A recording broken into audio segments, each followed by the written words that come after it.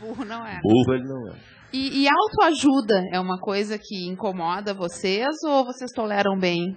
Auto me ajuda? Auto me ajuda, por favor? Você auto me ajuda, hein? Será que os livros de autoajuda, eles são livros que competem de frente e, de repente, por terem uma literatura mais precária, eles acabam ganhando mais leitores, muito como acontece com Paulo Coelho, que, de repente, anda bem nessa área e conquista mais leitores, né? Eu acho que as pessoas são, de modo geral, ávidas por respostas, assim. Se forem fórmulas prontas, melhor ainda, né? Acho que todo mundo, né? Em todos os setores da vida.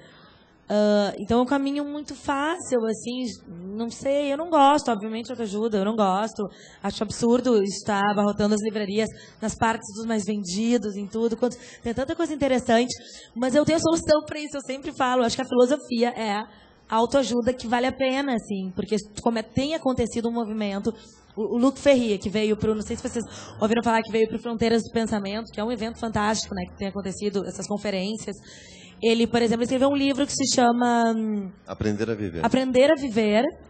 E aquele livro, para mim, é uma autoajuda fundamentada, entendeu? De verdade, em coisas interessantíssimas que são os filósofos.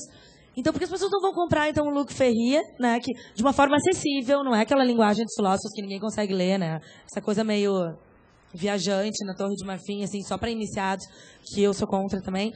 Enfim, então ele fez uma linguagem acessível, falando sobre questões da vida que interessa a todo mundo, e eu acho que, no fim, é uma autoajuda extremamente qualificada, entendeu? Porque vem da filosofia. Então, eu acho que tá tendo. O Alain de Botton é outro cara também que faz isso. Eu até escrevi um texto sobre isso, né? Falando do Alain de Botton, o Luc Ferry, o André Comte Sponville, que fez um livro também sobre felicidade. Então, eu acho que a filosofia está descendo um pouco dessa Torre de Marfim né, e chegando no andar de todo mundo, que eu acho que tinha que ter acontecido desde sempre. E era o que eu pensava na faculdade de filosofia, e é por isso que eu fiz o Papo Cabeça, porque eu acho que o pensamento tem que ser democratizado, não tem que ser só para...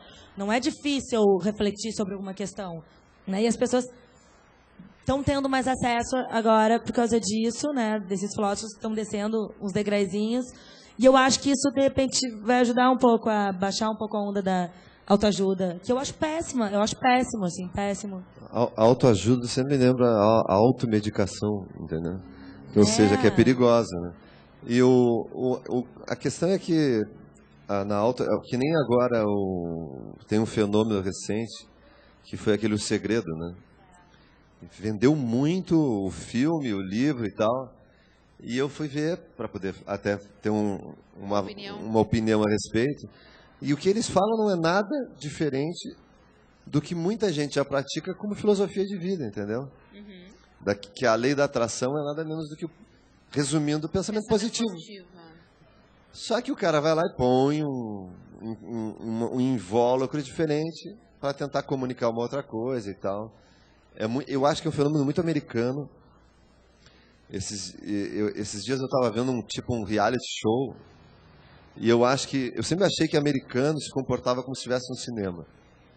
Sem preconceito, mas assim, em geral. O americano se comportava e falava como se estivesse no cinema. E agora, com os reality shows, eles conseguiram isso, porque eles transformaram aquela vida em cinema. Então, tem reality show de tudo.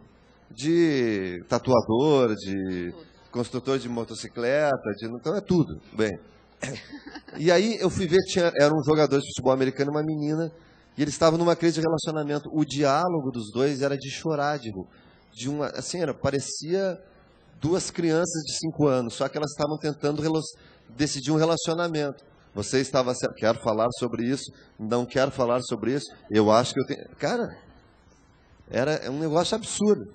Então, eu acho que essa história desses livros é um fenômeno um pouco americano. Por quê? Porque o americano gosta de tudo bem explicadinho, de tudo bem objetivo, e se não tiver escrito, deixe de lado, não sei o que, ele não vai conseguir entender. Isso, um médio, entendeu? É para um público médio. Então, parece que eu estou sendo preconceituoso contra o país inteiro, não sei o que. Não é isso. Eu acho que existe uma maneira de lidar com a arte, com a cultura e com a comunicação nos Estados Unidos que leva as pessoas a terem uma maneira de se relacionar estranha, entendeu? Não sou só eu que falo isso, quem trabalha com americano, quem convive com americano, sabe que às vezes eles se dirigem para ti, parece que tá, qual é a câmera? Tá falando para que câmera? Entendeu? E eu acho que isso, os livros de autoajuda vieram um pouco por esse caminho. Tanto que a gente vê muito autor americano de livros de autoajuda. Né? O Vendedor Minuto, não sei quem, o Amante Minuto, e por aí vai. Então, eu associo um pouco isso. Eu acho que para brasileiro não serve tanto. O brasileiro gosta de um pouco mais de calor, de uma coisa um pouco mais intensa, até porque a gente tem uma relação com as palavras diferente. Eu acho que a gente busca um pouco mais isso.